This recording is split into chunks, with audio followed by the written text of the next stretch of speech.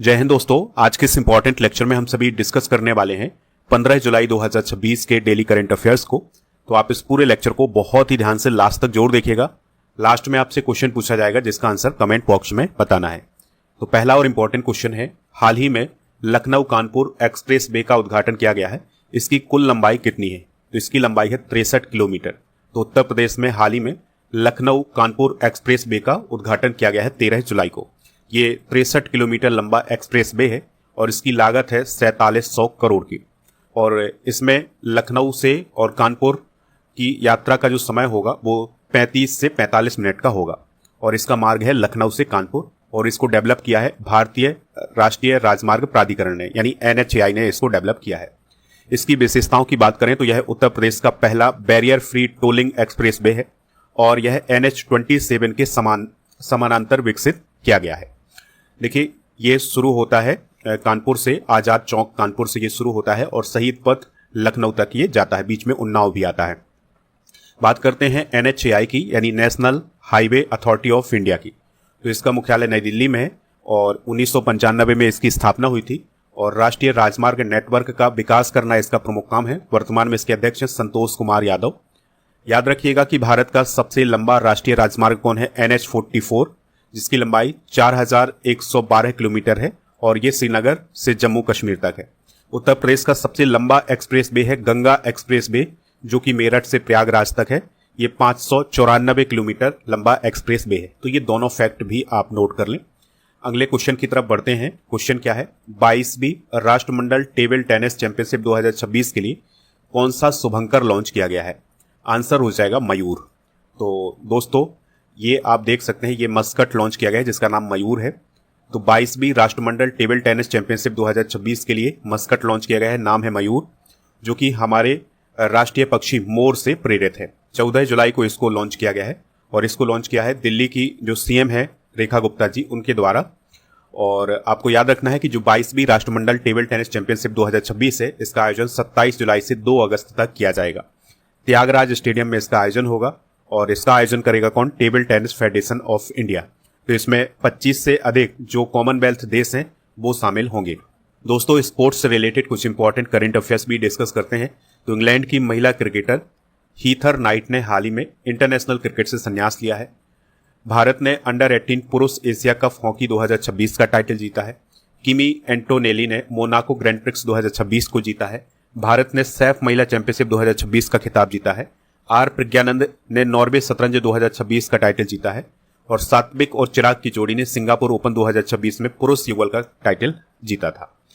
हाल ही में 6 दशकों बाद, यानी 60 सालों के बाद, किस पक्षी की गिर जंगलों में पुनर्स्थापना की गई है? अगला क्वेश्चन है, हाल ही में 6 दशकों बाद किस पक्षी की गिर जंगलों में पुनर्स्थापना की गई है? आंसर हो जाएगा भारतीय ग्रे हॉर्नबिल। तो दोस्तों, जो हॉर्नबिल पक्षी है वो गिर के जंगलों में भी अब पाया जाएगा, वहां पर उसकी पुनर्स्थापना की गई है। लेकिन ये जो हॉर्नबिल पक्षी है ये ग्रे कलर का हॉर्नबिल पक्षी है, ठीक है। तो ग्रे हॉर्नबिल की पुनर्स्थापना गिर के जंगलों में की गई है। और इस पक्षी का जो अन्य नाम है, यानी कि इसे और किस नाम से जाना जाता है, तो चीलोत्र के नाम से जाना जाता है। और ये गिर राष्ट्रीय उद्यान और वन्यजीव अभ्यारण्य गुजरात में पाया जाता है। तो इसके अंतर्गत, यानी कि इसकी जो पुनर्स्थापना की गई है, इसके अंतर्गत 40 हॉर्नबिल छोड़े गए हैं। अगले क्वेश्चन को देखते हैं, काफी इंपॉर्टेंट है। हाल ही में 6 दशकों बाद, यानी 60 सालों के बाद, किस पक्षी की गिर जंगलों में पुनर्स्थापना की गई है? तो इंडियन ग्रे हॉर्नबिल। तो जो ग्रे हॉर्नबिल नामक पक्षी है ये अब गिर के जंगलों में भी पाया जाएगा, यानी इसकी पुनर्स्थापना की गई है 60 सालों के बाद। दोस्तों, इस पक्षी का जो अन्य नाम है वो है चीलोत्र और ये गिर राष्ट्रीय उद्यान और वन्यजीव अभ्यारण्य में पाया जाता है। इसको 2 चरणों में छोड़ा गया था। तो 2021-22 में 28 पक्षी छोड़े गए थे यहाँ पर और 2023 में यहाँ पर 12 पक्षी छोड़े गए थे। अगर हम भारतीय ग्रे हॉर्नबिल की बात करें तो इसका जो वैज्ञानिक नाम है वो है ओसीसेरोस विरोस्ट्रिस और इसकी विशेषता ये है कि ये बड़ी मुड़ी हुई चोंच तथा ऊपरी चोंच पर इसके कैस्क पाया जाता है।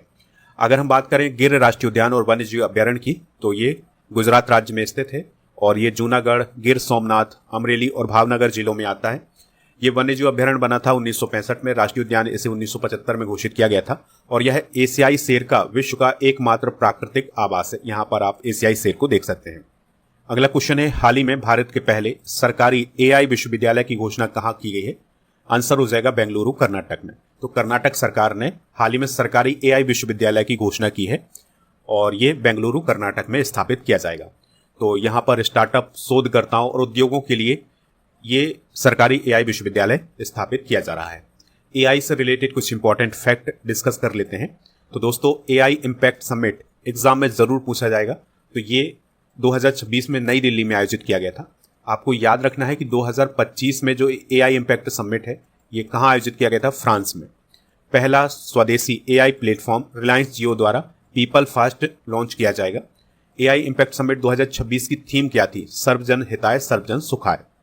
यूपी के चौधरी चरण सिंह विश्वविद्यालय में एआई आधारित शिक्षण परियोजना हाल ही में शुरू हुई है।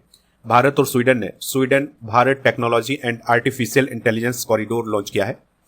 भारत एआई मिशन के सहयोग से विकसित स्वदेशी वीडियो जनरेशन एआई मॉडल वार्या को हाल ही में लॉन्च किया गया है। ब्रिक्स श्रम एवं रोजगार मंत्रियों की बैठक 2026 का आयोजन कहां किया जाएगा? तो इसका जो आयोजन है ये हैदराबाद, तेलंगाना में किया जाएगा।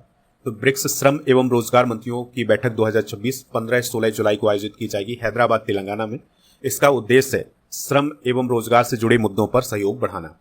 इसमें केंद्रीय श्रम एवं रोजगार मंत्री मनसुख मंडाविया जी शामिल होंगे।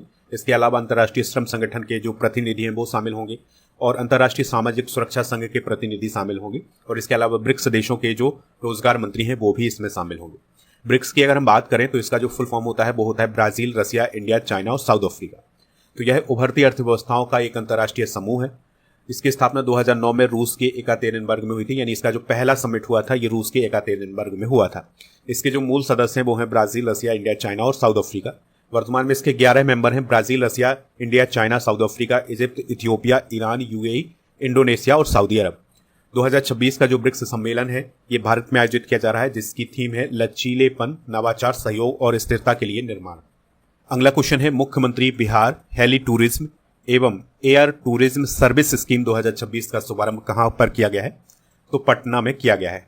तो दोस्तों, हाल ही में बिहार में एक नई स्कीम शुरू हुई है जिसका नाम है मुख्यमंत्री बिहार हेली टूरिज्म एवं एयर टूरिज्म सर्विस स्कीम। तो 12 जुलाई को इसका शुभारंभ हुआ है पटना में और ये पर्यटन विभाग और नागरिक उड्डयन विभाग की संयुक्त पहल है। हेलीकॉप्टर के माध्यम से इसमें कम दूरी की पर्यटन यात्रा की जाएगी और इसमें धार्मिक महत्व से जुड़े हुए जो स्थल हैं, विरासत हैं और दुर्गम पर्यटन स्थान है वहां तक तेज सुविधाजनक पहुंच प्रदान करने के लिए ये सुविधा शुरू की गई है। बिहार की बात करें तो 22 मार्च 1912 को इसकी स्थापना हुई थी, यानी गठन हुआ था। पटना इसकी राजधानी। सम्राट चौधरी मुख्यमंत्री हैं। लेफ्टिनेंट जनरल सैयद अता हसनैन सेवानिवृत्त यहाँ के गवर्नर है। 243 विधानसभा की, 75 विधान परिषद की और 16 राज्यसभा की और लोकसभा की 40 सीटें हैं। हाल ही में महिला समृद्धि योजना का नया नाम क्या रखा गया है? तो दिल्ली लक्ष्मी योजना रखा गया है। तो दोस्तों, जो महिला समृद्धि योजना है दिल्ली की, उसका नाम दिल्ली लक्ष्मी योजना कर दिया गया है। इस योजना के माध्यम से जो महिलाएं हैं उन्हें प्रति माह 2500 रुपए की आर्थिक सहायता प्रदान की जाएगी। कुछ बदले गए नाम डिस्कस करते हैं। तो इस्लामपुर महाराष्ट्र का नाम ईश्वरपुर, कार्नेक ब्रिज मुंबई का नाम सिंदूर ब्रिज, बेंगलुरु सिटी यूनिवर्सिटी का नाम doctor Manmohan Singh city university, Mexico की खाड़ी का नाम अमेरिका की खाड़ी, पचमढ़ी वन्यजीव अभ्यारण्य का नाम राजा भभूत सिंह अभ्यारण्य, गया बिहार का नाम गया जी, सिलक्यारा सुरंग उत्तराखंड का नाम बाबा वौखनाथ सुरंग, फुलताबाद महाराष्ट्र का नाम रत्नपुर, राष्ट्रमंडल खेल महासंघ का नाम राष्ट्रमंडल खेल, करीमगंज जिला असम का नाम श्री भूमि और ध्यानचंद लाइफ टाइम अचीवमेंट पुरस्कार का नाम अर्जुन लाइफ टाइम अचीवमेंट पुरस्कार किया गया है। हाल ही में किस हॉलीवुड एक्टर का निधन हुआ है? तो सैम नील का हाल ही में निधन हुआ है। तो बॉलीवुड के एक्टर सैम नील का निधन हुआ है 13 जुलाई को। वो न्यूजीलैंड देश के थे और उन्होंने जो जुरासिक पार्क है उस फिल्म में बहुत ही महत्वपूर्ण भूमिका निभाई है। तो इनकी फिल्म जो है वो कौन सी है? Jurassic park. तो इन्होंने जुरासिक पार्क 3 और जुरासिक वर्ल्ड डोमिनियन जैसी फिल्मों में काम किया है। अगला क्वेश्चन है, हाल ही में जीआई टैग प्राप्त उनझा जीरा और उनझा सौंप किस राज्य से संबंधित है? आंसर हो जाएगा गुजरात। तो दोस्तों, हाल ही में गुजरात के उनझा जीरा और उनझा सौंप को जीआई टैग प्रदान किया गया है और ये उनझा मेहसाना जिला से संबंधित है। दोस्तों, उनझा उत्तर भारत का प्रमुख मसाला केंद्र है और यह विशेष रूप से जीरा और सौंफ के व्यापार के लिए प्रसिद्ध है। गुजरात के अन्य प्रमुख जीआई टैग हैं गिर केसर आम, भालिया गेहूं और कच्ची खारे। दोस्तों कुछ और इंपॉर्टेंट जीआई टैग डिस्कस करते हैं, जैसे अजरक प्रिंट गुजरात से संबंधित है, सांजी क्राफ्ट मथुरा से, और जनजातीय पोशाक रिगनाई पचरा त्रिपुरा से, बांसुरी पीलीभीत, गोंड पेंटिंग मध्य प्रदेश, तिरंगा बर्फी वाराणसी, माजुली मुखौटे एवं पांडुलिपि पेंटिंग असम, आदिवासी पोशाक रिसा त्रिपुरा और सिल्वरी फिलिग्री या चांदी तारकसी ओडिशा से संबंधित है। हाल ही में पश्चिम बंगाल में 16 अगस्त को किस दिवस के रूप में मनाने की घोषणा की गई है? आयुष्मान दिवस, यानी कि पश्चिम बंगाल में 16 अगस्त को अब आयुष्मान दिवस मनाया जाएगा। पहले 16 अगस्त को पश्चिम बंगाल में खेला होबे दिवस मनाया जाता था, जो ममता बनर्जी ने शुरू किया था। अब उसके स्थान पर आयुष्मान दिवस मनाया जाएगा, जिसकी घोषणा हाल ही में शुभेंदु अधिकारी ने की है, जो कि पश्चिम बंगाल के चीफ मिनिस्टर हैं। तो 16 अगस्त के दिन राज्य में आयुष्मान भारत योजना और मुख्यमंत्री स्वास्थ्य बीमा योजना को एक साथ लागू किया जाएगा, इसलिए 16 अगस्त को आयुष्मान दिवस के रूप में मनाया जाएगा। खेला होबे दिवस की बात करें तो 2021 में उस समय की मुख्यमंत्री ममता बनर्जी ने इसे शुरू किया था, जिसका उद्देश्य है खेलों को बढ़ावा देना और युवाओं को खेलों से जोड़ना। दोस्तों पश्चिम बंगाल की बात करें तो कोलकाता इसकी राजधानी है। RN रवि यहाँ के राज्यपाल हैं, शुभेंदु अधिकारी मुख्यमंत्री हैं। 294 विधानसभा की सीटें हैं। दोस्तों पश्चिम बंगाल की बात करें तो राजधानी इसकी कोलकाता है, राज्यपाल हैं RN रवि, मुख्यमंत्री हैं शुभेंदु अधिकारी। विधानसभा की यहाँ पर 294 सीटें हैं और प्रमुख राष्ट्रीय उद्यान है सुंदरबन और गोरुमारा, जल्दापाड़ा, वक्सा, सिंगालीला और नेओरा घाटी।